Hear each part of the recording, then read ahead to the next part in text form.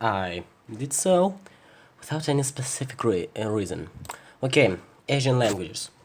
You know, I found this joke on the internet that tells about languages of Asia, Korean, Japanese, and Chinese in a really funny way. Korean. No, it won't be hard. Hangul, that's the Korean alphabet, Hangul. Hangul looks hard only at the first glance, but in fact it's really, really simple, so don't be afraid. So that's Korean. And it's written, where is my Korean book? This is Fomka the White Bear. Here it is. Korean for 30 days. От издательства. Blah blah blah. Okay, this is Korean. It has a lot of circles, squares, and палочкас. I don't remember how do you say палочка in English, so I will draw you a палочка. This and this and that means absolutely nothing. And what else can I write in Korean? What else do I remember?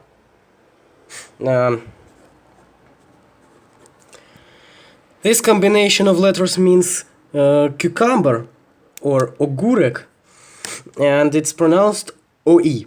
So if you ever come to Korea, you can go to any restaurant and say OE, and they will serve you a cucumber. Okay, let's continue. And I'm sorry, I'm a little bit ill, so I'm going to all the time. So, Japanese. Oh, you forgot the kanji for this word. Do not be afraid, you can still write the words with hiragana, and I will still understand you. So this is Japanese. Chinese. What is it? What the heck is that? You wrote the word mama not correctly. You wrote my horse is cooking rice. How could you forget? How do you have to write just one word? For God's sake, you sound like a total illiterate person. Shame on you. Kitayosa. Yes, okay, that was a kind of a racist joke, I mean. Kitayosa is a word which we sometimes use to refer to Chinese people. Like, we don't call them Chinese, we call them Kitayosa. That's not offensive, but it's not very polite, let's say like that. Just a Chinese in Russian will be Kitaец if it's one, or Kitaiцы if there are many of them. So, and now to racism in Russia. You know, I don't remember that I have ever met a racistic person, but maybe that's because I live in Moscow and here everyone is like has a brain and understands that being a foreigner is that's not bad. And many of us encounter foreigners a lot and meet them often. I've told you a story that I met a Chinese person in our mall, and he was saying, yes, cannibalism is doing great.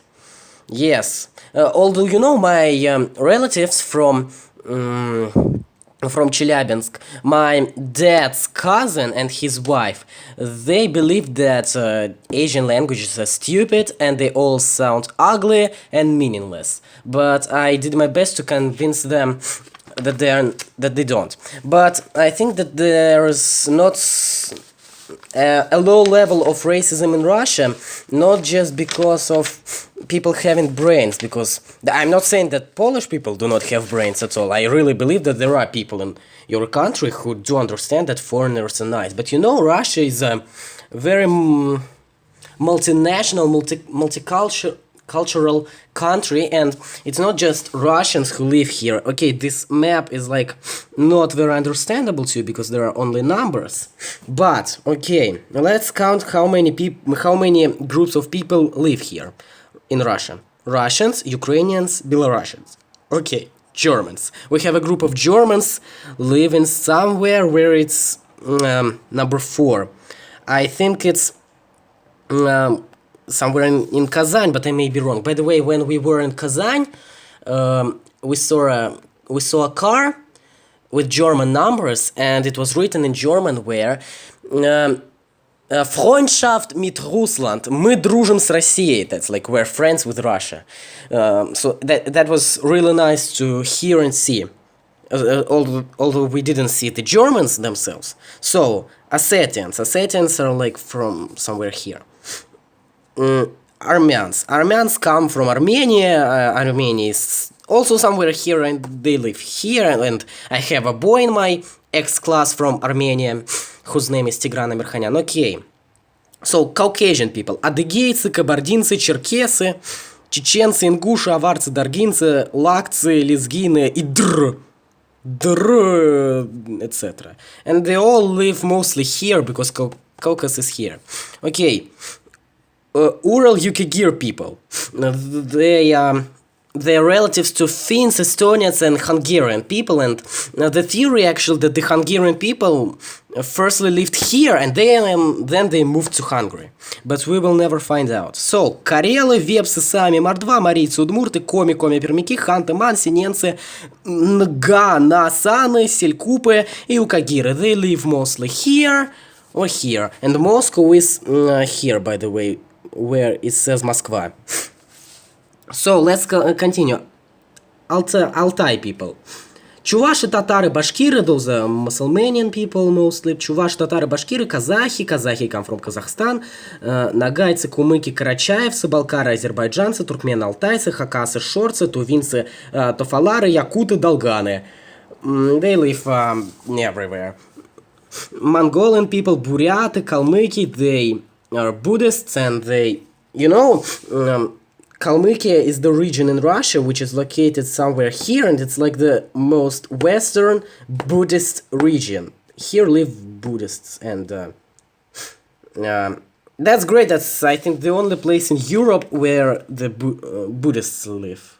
Yes, okay, I hope you understood me. And Buryаты live in Buryatia, which is somewhere near Lake Baikal.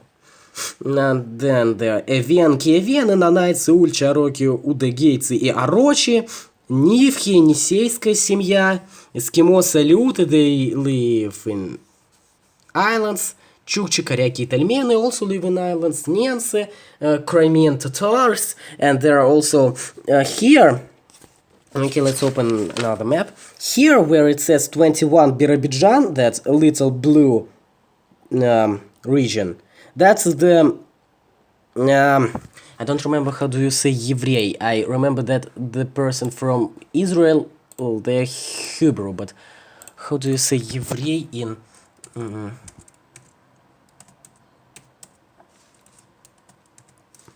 And the Еврей will be Jew.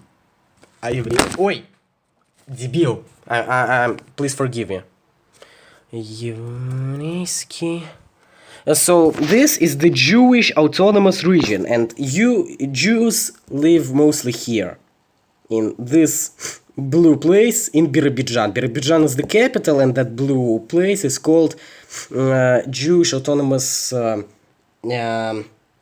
область, еврейская автономная область, в общем. I hope you understood what I just said, because as I've already told you, the autonomy of Mother Russia is... complicated. Yes, I hope I answered everything you wanted to, and it seems that you've sent me a new message, but no, you did not. I just didn't get a smile from you.